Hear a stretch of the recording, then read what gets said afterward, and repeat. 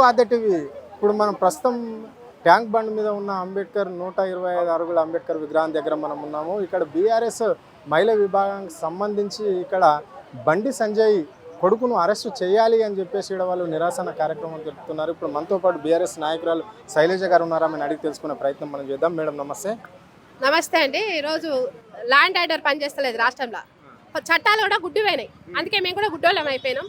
కళ్ళు కనిపిస్తున్నా కనిపించద్దు అని మేము కూడా పోతున్నాం. ఎందుకంటే గుడ్డి అయిపోయింది. ఎందుకంటే కళ్ళు కనిపించక ఈరోజు పోలీస్ వ్యవస్థ కానీ ఈ హోంశాఖ కళ్ళు కనిపించక పాపం ఆయన బండి సంజయ్ కొడుకుని పట్టుకుంటలేరు, గుడ్డిదైపోయింది. కాబట్టి మేము కూడా గుడ్డికి వచ్చినాం ఇక్కడికి ధర్నా చేద్దామని. ఈరోజు నేను అడుగుతున్నా, రాష్ట్రంలో ల్యాండ్ ఆర్డర్ పనిచేస్తుందా? సెంట్రల్ హోంశాఖ సహాయ మంత్రి బండి సంజయ్ కుమారుడు ఎక్కడున్నాడు? దొరుకుతలేడా? బండి సంజయ్ ఏడ దాచిపెట్టిండు? ఎందుకు సెంట్రల్ గవర్నమెంట్ కొమ్ము కాస్తుంది, స్టేట్ గవర్నమెంట్ కొమ్ము కాస్తుంది? ఒక సాధారణ వ్యక్తులు ఎవరైనా అరెస్ట్ అయితే టీవీల ముందు చూపించేసి బయట చట్టాల మీద కోర్టుల ముందు నిలబెట్టే వీళ్ళు బడాబాబులకు ఎందుకు కొమ్ము కాస్తుంది? ఈ రోజు తెలియజేయలేదు. బండి సంజయ్ నువ్వు ఎక్కడున్నావు? నీ కొడుకును ఎక్కడ దాచిపెట్టినావు? రాష్ట్ర హోంశాఖ మంత్రిగా ఉన్న ఈరోజు రేవంత్ రెడ్డి ఎక్కడ వేయండు? నీకు దొరుకుతలేడా? పోలీసు వ్యవస్థ నీ చేతిలో లేదా? ఎందుకు పెట్టుకున్నావు నువ్వు హోంశాఖని? ఈరోజు దగ్గర పెట్టుకొని నువ్వు బండి సంజయ్ని పట్టుకోకుండా ఏం చేస్తున్నావు? నేను చెప్తున్నాను, నువ్వు ఇంత లంగపాలన ఎందుకు చేస్తున్నావు? ఎందుకు దొంగ పాలన ఎందుకు చేస్తున్నావు? ఎందుకు గుడ్డి పాలన చేస్తున్నావు? రేవంత్ రెడ్డి బండి సంజయ్ని ఎందుకు ఈరోజు కొవ్వు కాస్తున్నావు? ఈరోజు బీజేపీ కాంగ్రెస్ పార్టీ బి పార్టీలుగా పనిచేస్తున్నాయా? బడేబాయి చోటబాయి లాగా మిగిలిపోయినాయి. ఇక్కడ బండి సంజయ్ కూడా ఎంతటి వాక్యాన్ని శిక్ష పడవలసిందే. నా కొడుకు తప్పు చేయలేనని నాకు చెప్పాడు, న్యాయం మా వైపే గెలుస్తుంది అని చెప్పేసి కూడా ఆయన అంటున్నాడు. మరి దీన్ని ఎట్లా చూస్తారు మీరు? అంటే ఏ మహిళ అయినా మహిళనే, తప్పు తప్పే అని ఆయన కూడా అన్నాడు. మరి దీన్ని ఎట్లా చూస్తారు మీరు? నేను ఈ రోజు అడుగుతున్నా కదా, నీ కొడుకు శిక్ష పడాలన్నాడు. మరి ఎన్ని రోజులు దాచిపెడతావు? ఎందుకు నీ కొడుకుని ఇప్పటి వరకు ఎందుకు కోర్టు ముందు ప్రజెంట్ చేయలేదు? ఈ రోజు ఫోక్సో చట్టం కింద నీ కొడుకుని ఎందుకు ముందే చేయాలి, అరెస్ట్ చేయాలి? ఎందుకు దాచిపెడుతున్నావు? నీ మాటలే కానీ చేతలు ఎక్కడ పోయినాయి? ఈరోజు చేతలు లేవా? ఈ రోజు నేను అడుగుతున్నాను, నువ్వు అన్ని చెప్తున్నావు. నా కొడుకు తప్పు చేస్తే జైలు పోవాల్సిన అదే కొడుకుని ఇన్ని రోజులు ఎందుకు దాచిపెడుతున్నావు? ఎక్కడ పోయింది నీ కొడుకు?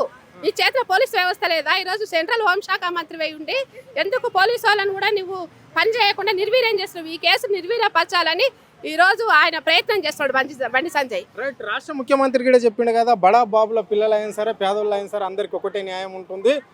తప్పకుండా బడా బాబులు ఎవరైనా తప్పు చేస్తే చట్టం తన పని తను చేసుకోవాలి, అప్పుడే పేదవాళ్ళకి న్యాయం కనిపిస్తుంది అని చెప్పేసి అన్నాడు. మాటలే ఉన్నాయి. బడే బాబులు చోటే బాబులు అంటున్నారు. నువ్వు బడే బాబులు అని అన్నప్పుడు ఇన్ని రోజులు అసలు ఎందుకు ఆయన కనిపిస్తలేడు? ఎందుకు కోర్టుకి సబ్మిట్ చేయలేదు? పోలీసు వాళ్ళకు ఎందుకు ఆయన చిక్కుతలేడు? ఈ రోజు ఎందుకు తాచారం ఎందుకుంది? ఎందుకు నిర్వీర్యం చేస్తున్నాడు? ఒకటే చట్టం, పేదోడైనా ఉన్నోడైనా మంత్రులైనా మేము ఎవరిని ఇది చేయమన్నా రేవంత్ రెడ్డి అంటున్నాడు. మరి ఆ రేవంత్ రెడ్డి ఇప్పటివరకు ఆ పిల్లగాని మీడియా ముందుకు ఎందుకు తీసుకురాలేదు? పోలీస్ వ్యవస్థ ఎందుకు చూపిస్తలేదు? ఎందుకు ఆయన ఏడ దాచి పెట్టుకున్నాడు? ఎందుకు ఆ పోక్సో చట్టం కింద ఆయన ఎందుకు అరెస్ట్ చేయలేదు? అది చెప్పాలి ఫస్ట్. రేవంత్ రెడ్డి సొల్లు మాటలు మాట్లాడద్దు. రైట్. అక్కడ ఏదైతే కేసు ఇన్వెస్టిగేషన్ చేస్తున్నదో డీసీపీ కూడా చెప్పారు కదా, ఫోన్ స్విచ్ ఆఫ్ వస్తుంది, 3 రోజుల నుంచి కూడా లైన్లకు వస్తలేడు అని చెప్పేసి చెప్తున్నాడు. మరి దీన్ని ఎట్లా చూస్తారు? నాకైతే మీరు చెప్పిన దాన్ని అటు చూస్తే ఏమవుతుందంటే, ఏ విదేశాలకు పారిపోయిండో, ఏ రాష్ట్రంలో లేకుంటే ఏ ఫార్మ్స్ పండబెట్టిండో కొడుకుని పోలీసు వాళ్ళు ఆయన కాపలు కాసుకుంటూ కూర్చున్నారేమో. ఈరోజు బండి సంజయ్ కొడుకుకి కాపలా కాస్తున్నారు పోలీసు వాళ్ళు. ఎందుకంటే పాపం దొరకలేడు, ఆయననే దాచిపెట్టి దొరకకుండా చేస్తున్నారు. రాష్ట్రాలు దాటిస్తున్నారా, దేశాలు దాటిస్తున్నారా, ఏం చేస్తున్నారు? వాళ్ళు ఎందుకు? పోలీసు వాళ్ళు ఎంక్వైరీ ఏంది? దీనికి ఒక చట్టం ఏంది? ఏంది అసలు ఏం జరుగుతుంది? ఎందుకు దాచిపెడుతున్నారు ఆయన కొడుకుని? రైట్. మరి ఇప్పుడు ఎలాంటి న్యాయం కావాలనుకుంటారు ఒక మహిళగా మీరు? ఇమ్మీడియట్ గా ఒక ఆడపిల్లకి అన్యాయం జరిగింది, వెంటనే ఇమ్మీడియట్ గా అరెస్ట్ చేయాలి, కోర్టులో సబ్మిట్ చేయాలి, ఆయనకు శిక్ష పడాలి. ఈ రోజు ఆడపిల్లకు న్యాయం జరగాలి. ఇమ్మీడియట్ గా బండి సంజయ్ కొడుకు ఎక్కడున్నాడో తీసుకొని రావాలి, ప్రజలకు కనిపించేటట్టు చేయాలి. ఎందుకు మీరు చట్టాలకు కోర్టులకు ఎందుకు మీరు పంపిస్తలేరు? పోలీసు వ్యవస్థ ఎందుకు చూడనట్టుగా గుడ్డిగా ఎందుకు ఉంది? ఈరోజు అంబేద్కర్ సాక్షిగా మేము చెప్తున్నాము. ఈరోజు అంబేద్కర్ సాక్షిగా ఈరోజు నిజంగా గుడ్డిగా పలుస్తుంది. మేము అంబేద్కర్ మొరబెట్టుకుందామని వచ్చినాం. ఎందుకంటే రాజ్యాంగ దాత. ఈరోజు బీసీలకు అన్యాయం జరుగుతుంటే ఆయన పట్టించుకోకుండా ఈరోజు రేవంత్ రెడ్డి కొమ్ము కాస్తున్నాడు. కాబట్టి మేము ఒక ఆడపిల్ల తరపున అంబేద్కర్ సాక్షి ఆయనకు వినిపించుకుందాము. దేవుడా అంబేద్కర్, నువ్వు ఎక్కడున్నావు? ఆ రోజు రాజ్యాంగం రాసినావు, ఈరోజు గుడ్డిగా పరిపాలిస్తున్నారు. ఈరోజు చట్టాలు, పోలీస్ వ్యవస్థ అన్నీ కూడా గుడ్డిగా ఉన్నాయి. అందుకే మేము గుడ్డిగా నిరసన చేసి మా కళ్ళు కూడా మేము మూసుకున్నాం. చెప్పండి మేడం, ఎట్లా చూస్తారు? మరి ఇక్కడ పోక్ కేసు ఉండంగా కూడా ఇప్పటి వరకు కూడా వాళ్ళు మధ్యంతర బెయిల్ అని చెప్పేసి కూడా బండి సంజయ్ అప్పీల్ చేయడం అనేది జరిగింది, కోర్టుకు దగ్గరికి పోవడం అనేది జరిగింది. దీని వెనకాల ఏముంది, ఎట్లా చూస్తారు మీరు? ఇప్పటి వరకు వెనకాల ఏముంది అనేది యావత్ తెలంగాణ ప్రజలు గమనిస్తున్నారండి. అయితే ఇప్పుడు బండి సంజయ్ గారు ఒక మాట చెప్పారు, ఎవరైనా సరే చట్టం ముందు అందరూ ఒకటే, నా కొడుకు అయినా సరే నా కొడుకు తప్పు చేస్తే శిక్ష పడాల్సిందే అని చెప్పి.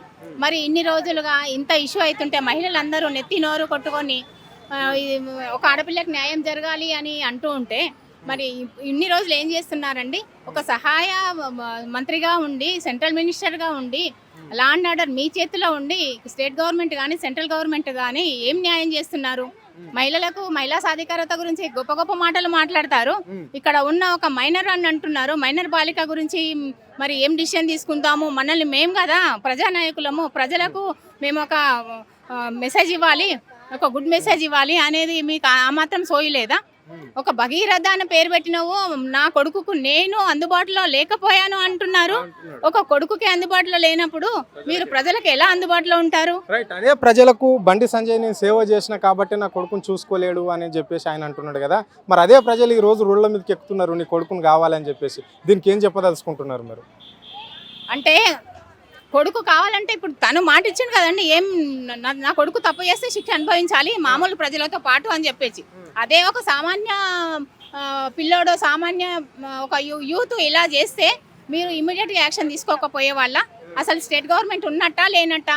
ఎందులో కూడా 6 గ్యారంటీలు అంటారు, అన్నిట్లో ఫెయిల్ అయ్యారు. కనీసం ఆడపిల్లల రక్షణలో కూడా ఫెయిల్ అయ్యారా మీరు అని మేము మహిళా లోకం అంతా క్వశ్చన్ చేస్తున్నాము, మేము ప్రశ్నిస్తున్నాము. మా 1-2 ప్రశ్నలు కాదండి, ఇది చాలా సీరియస్గా తీసుకోవాలి, చాలా న్యాయం జరగాలి. ఇంకొక మాట చెప్తున్నాను, బండి సంజయ్ గారు, మీరు ఒక భగీరథ అని పేరు పెట్టుకున్నారు. ఆనాటి భగీరథుడు గంగమ్మని కిందకి తీసుకొచ్చాడు, కానీ ఆ భగీరథ లాంటి పేరు పెట్టినప్పుడు మీరు కొన్ని మంచి విషయాలు కూడా చెప్పాలి. అలాగే మీ బాబు ఎక్కడున్నారో మీకు తెలుసు ఖచ్చితంగా. మీరు ఇప్పటికైనా మేలుకొని ప్రజల పక్షాన నిలబడండి.